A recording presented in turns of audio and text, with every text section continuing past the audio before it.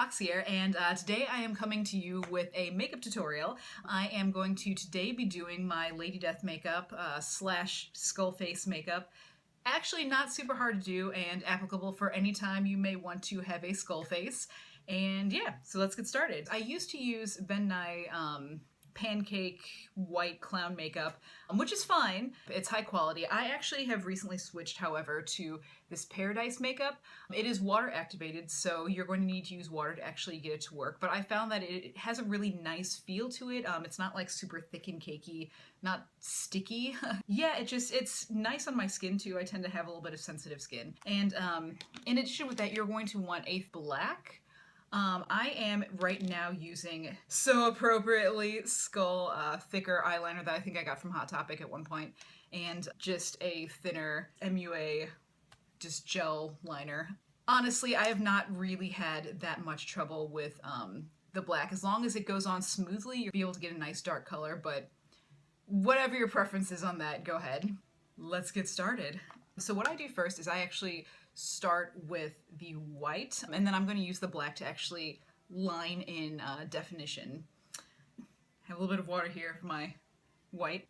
So what I'm going to start with is kind of the basic areas. Most of your face is going to be white. Prepare yourself for this truth. So yeah, you're going to want to start by blocking in all of the white that you're going to need. Leave a little bit. You're going to want to go further in than you are actually going to want your eye socket. But the nice thing about doing a skull face is that you can actually use your own skull structure as a template. You can see with this makeup like how nice and opaque that goes on pretty easily, honestly. So you're going to want to have this go all the way around your eye. And I actually don't usually worry about my eyebrows because I'm going to include that into the darkness of the socket. And when you are done going around one of your eyes, do the exact same thing on the other side.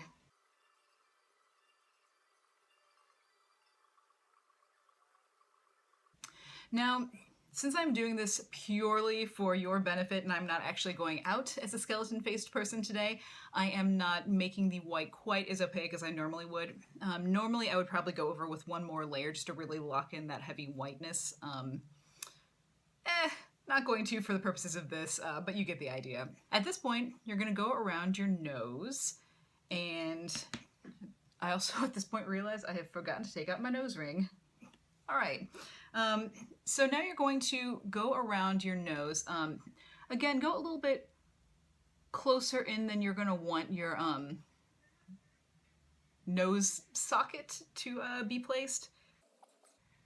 You can leave this little triangle space uncovered, obviously, because you're going to be using that as the space where your nose would be.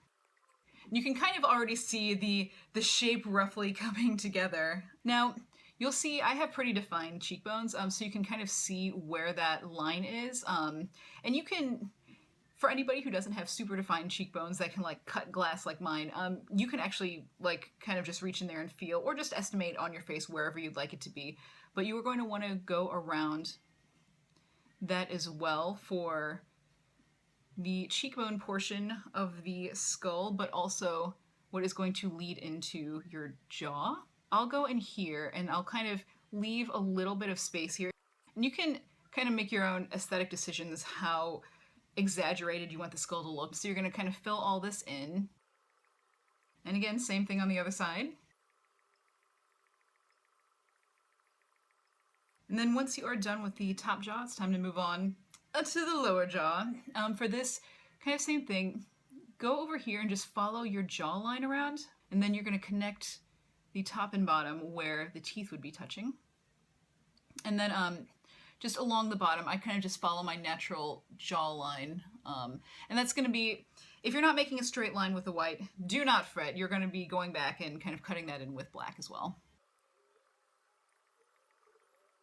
Kind of a side note at this point as well, if you're somebody who likes to use cosmetic sponges to apply this sort of thing, by all means feel free. I'm more of a hands-on kind of gal, so I like feeling the makeup on my hands. Honestly, whatever way feels more comfortable for you to apply the overall color is fine. The one thing that I do like about using my hand is that I feel like I have a little bit more control over where everything is going. So that's maybe something to keep in mind.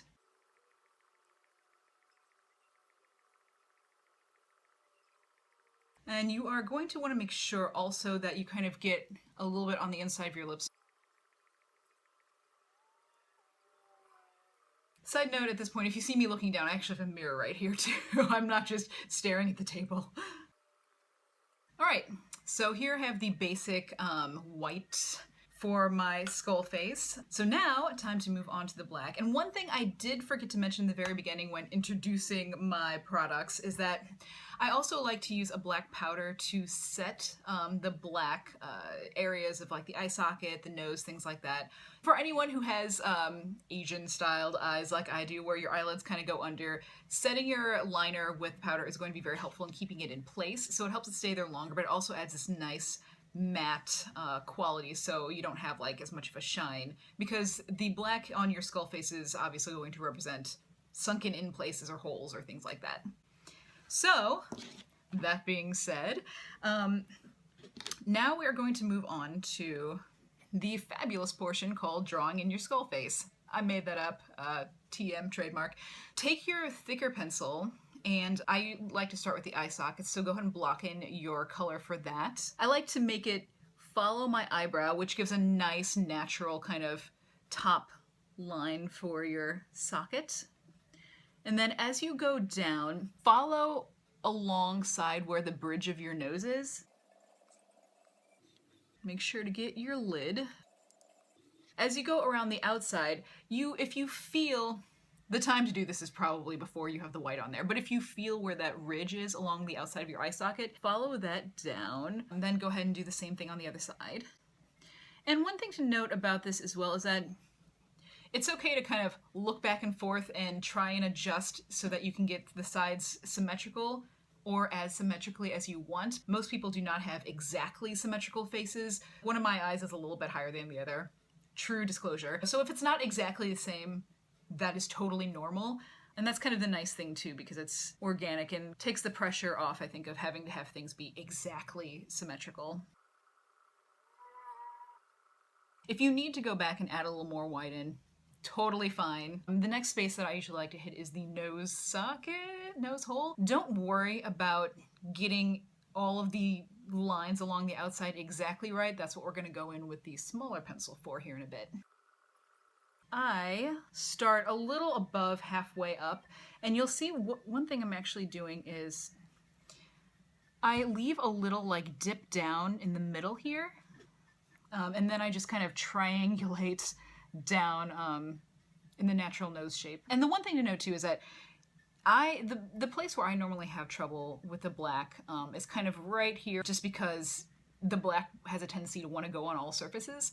So I'm actually going to go down and kind of get close to that, but not line exactly where I would. And so then you are going to also want to color underneath and into your nostrils, because, you know, if you go like this, you can still see some nose up in there. Don't worry about the shape on the bottom being totally right just yet. That will come. You'll notice here that I'm kind of moving top to bottom.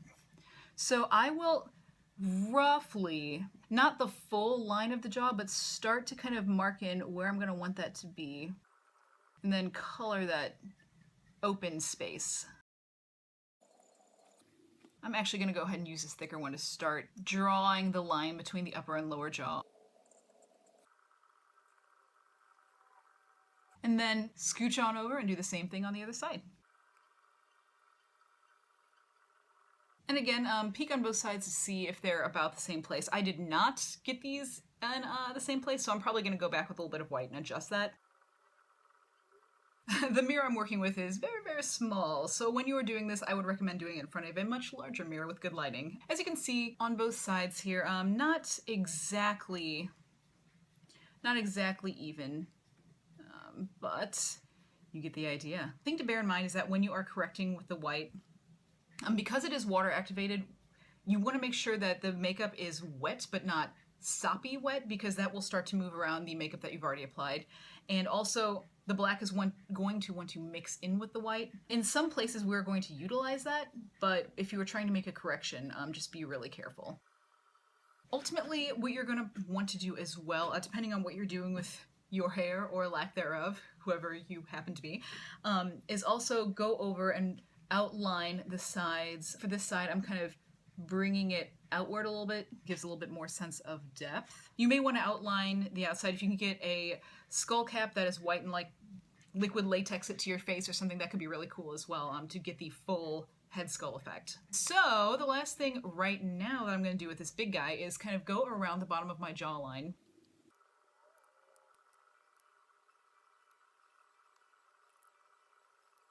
Normally, when I'm doing this for a full cosplay, I will take this actually down pretty far, maybe sometimes all the way, who knows. But for the purposes of this, I'm not going to color my entire neck in. The other really nice thing I like about this white makeup that I'm using, tied into the fact that it is water reactant, water-based, water activated, is that cleaning it off becomes much easier. Now, footnote, if you are going to be somewhere where it is really hot and you are sweating a lot, there are going to be other makeups that you're going to want to use if you're going to have to be like outside in the heat or something, or doing something super, super active. If sweat is not a factor, I really like this. Moving right along to our smaller pencil, I'm going to go back in and do my eyes. Now, you already see what happens to my eyelids.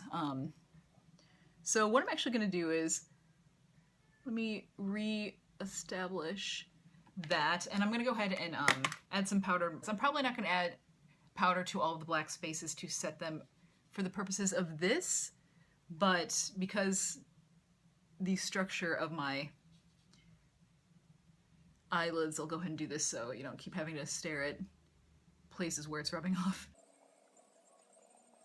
And just for a little bit of fun, I don't know if you can really see how shiny when it's just with the liner, and then how much deeper and matte colored that is if you actually set it. And for this, I'm actually using just a really cheap shadow set that I got from Marshall's or something like this. You're gonna want a nicer makeup for your white, but I found that for the black and just for setting purposes, you don't have to do anything super fancy. You can probably already see a little bit of a difference. There's way less shine there than there was a moment ago. Pro tip also, you've seen me here and there using my hands to keep putting on the black, adjusting the white, which right now I'm gonna go ahead and kind of fill in those spaces that I left a little more open than I wanted to. Through the magic of editing and technology, I actually, what you're not seeing is that as soon as I get done, say, using the white or blocking in the black powder with my finger or something, I actually go wash my hands to help avoid cross-contamination. All right, so now for the finalizing of edges, and also for the other fun part, which is adding the detail. Take your thinner pencil and go ahead and start to outline. Make sure to get very carefully, footnote, on the inside of where your eyelashes are too. And there's only so much you can do unless you're getting the full eyeball black contact lens. There is going to be some of your eye visible. So kind of going into the detail aspect of this, because of the way the skull is structured with the eye socket, what I do is I actually will start to take this line and bring it a little bit outside, very lightly, of where the actual dark shape is. And same for beneath as well. So you see how I kind of do that, and then finger time, I use my hands and just gently start smudging that down. You can see how that's kind of starting to gray a little bit.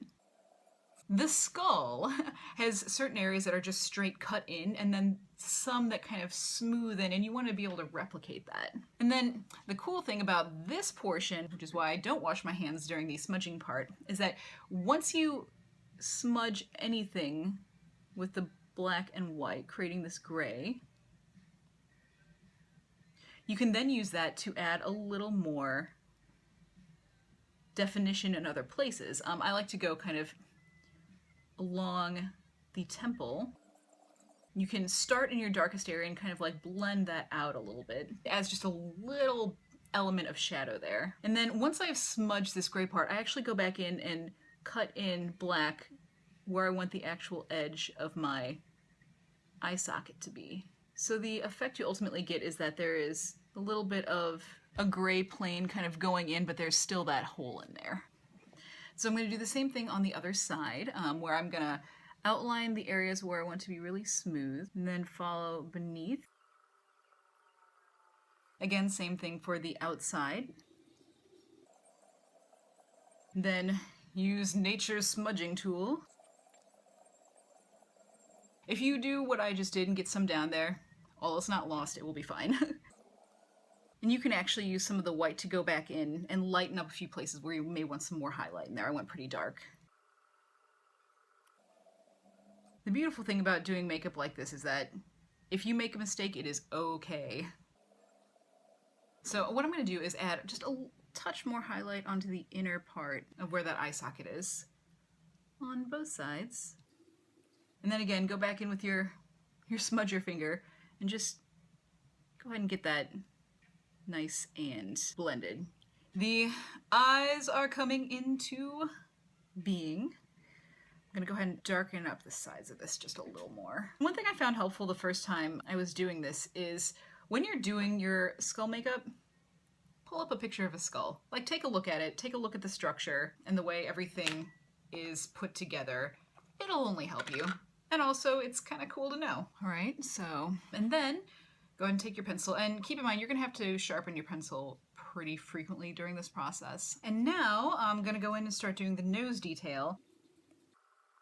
Now the difficulty is going to rise coming around this bottom curve of your nose to not get it all over your cheek. So just when you're doing this, just try and angle your pencil to where you can kind of be facing more this way toward the nose. And as you go toward the bottom, just follow that curve around. From this point, I'll actually draw a line up here and bring it down. I really want to get a sense of the structure of the skull. Once you get that on there, smudge it around. I'm going to take and actually smooth out this top portion of the line, so you really get a sense of space. And stuff like that is going to be what really makes it have a little more of a realistic effect. So you can see how that starts to look different than just the line on the other side. And also what I'm going to do is the jawbone is not just like a flat plane. So I'm going to use the remnants of this gray on my finger that I just now was working with. And I'm going to put that in the middle to start creating a little indent. You can see how that starts to give a little bit of shading over there. I want that to be a little more visible, so I'm going to do just really lightly a little bit of dark that I can then blend in. So you can see that that starts to create a little more dimension there. And again, same thing for the other side.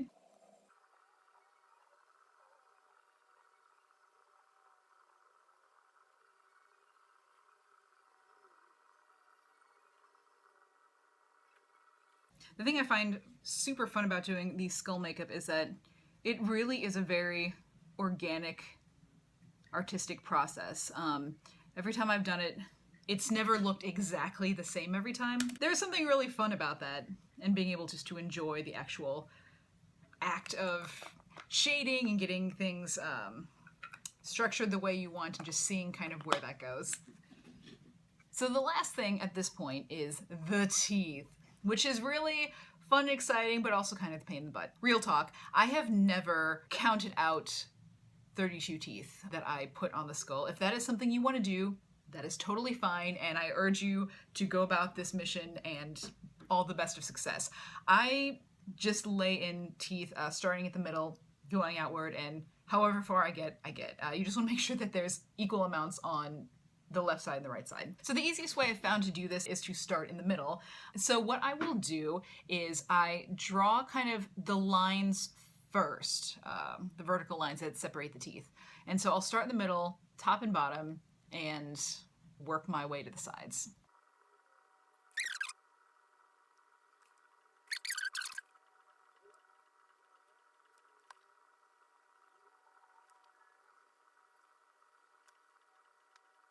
Got the one side, and then heading over to the other.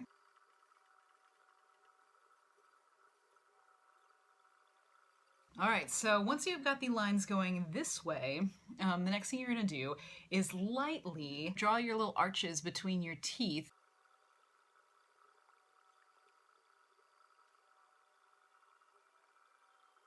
All right, now that you've got that done, it is time to go back in and shade these puppies.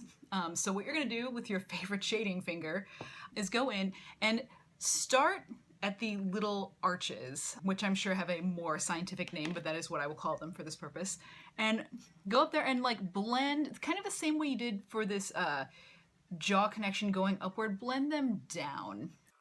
So you'll see how that starts to have a nice gray going down.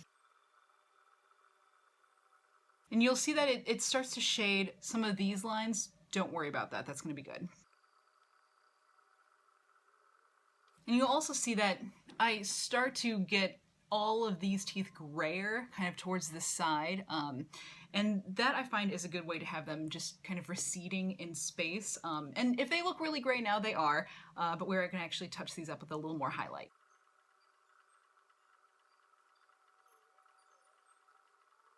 And if you all are also, as another note, getting a little bit of gray kind of underneath here, that's not a bad thing. Because there's going to be some shadow along where the teeth are actually connected. And I'm actually using some of this extra dark on here to go under here to kind of accentuate the projection of just the chin structure. All right, now we're going to put some highlight back on these teethy creatures. So take your white, and you'll notice that I normally use this guy for smudging and blending and all of that, but I'm going to use something a little more precise for putting highlights back in. So what you're going to want to do is just kind of toward the bottom, do a little dabbing of this white. And don't be concerned that you're covering up some of the lines like I'm doing here. A lot of this process really is layering white, black into gray, back into white, back into gray, and then once you're done, then adding in the actual detail lines that you want to be visible at the end.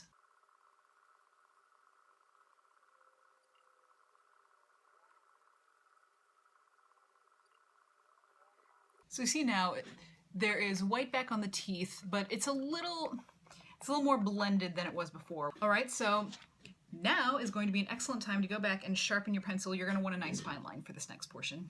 All right, so you'll see I have a nice pointy pencil there.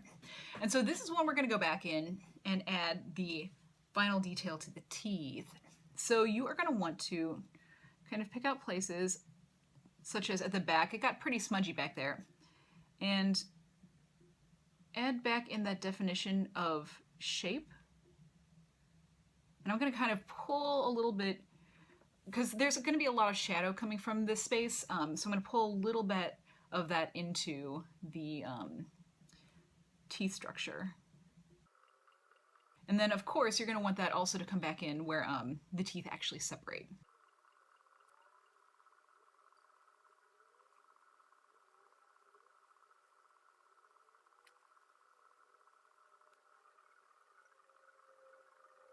So you see I'm adding just a little bit of shape between those teeth.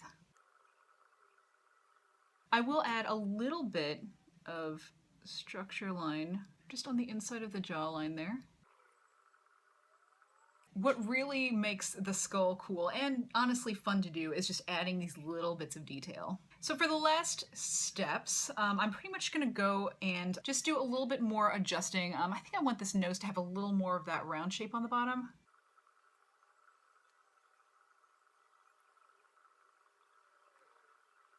Okay, so has a little bit more of that round shape on the bottom side there. I've actually pulled up a reference photo of a skull a few times throughout the process of whenever I've done this. And right now this part's seeming a little bare to me, so I'm actually gonna bring in a little bit more. So you'll see it just adds a little bit more dimension there.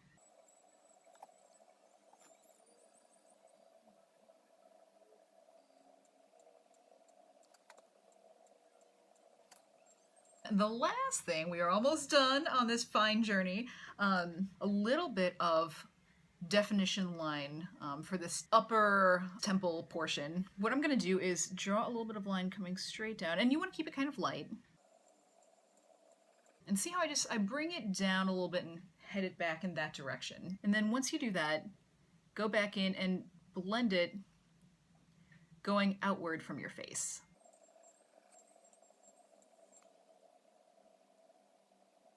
So you can see how that kind of just creates more shape.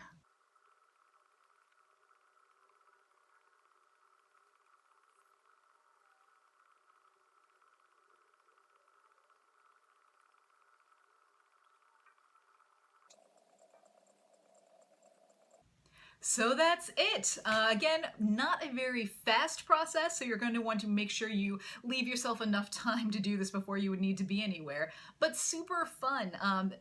As I said before, the thing that I find greatest about doing the skull makeup is the process itself. There's so much to play with. Pull up a picture of a skull, look at the shapes, look at the structure, look at the detail, the shading possibility, and really just play with that. You can do something really detailed, you could do something really simplistic, you could have like a lot of cracks in the skull and things like that to add another dimension. You could drastically try altering your facial structure just to play with that as well.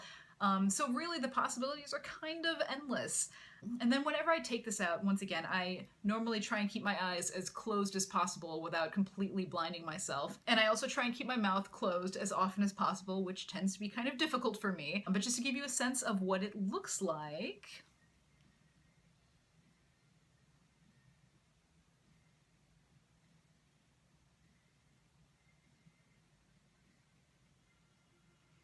so there you have it. Thank you so much for watching this. I hope this has been informative, maybe educational, maybe helpful. If nothing else, hopefully a little bit entertaining. For anybody who finds this useful though and ends up to do their own skull makeup, please share a picture with me, share a video, anything. I would love to see what you come up with. This is super fun for me. So if there is anything that you would be curious about me trying my hand at or anything like that and providing feedback or a tutorial on, just let me know. And stay tuned for next time when I come back at you with something fun and interesting. But until then, I hope you do well. Thanks so much. Bye.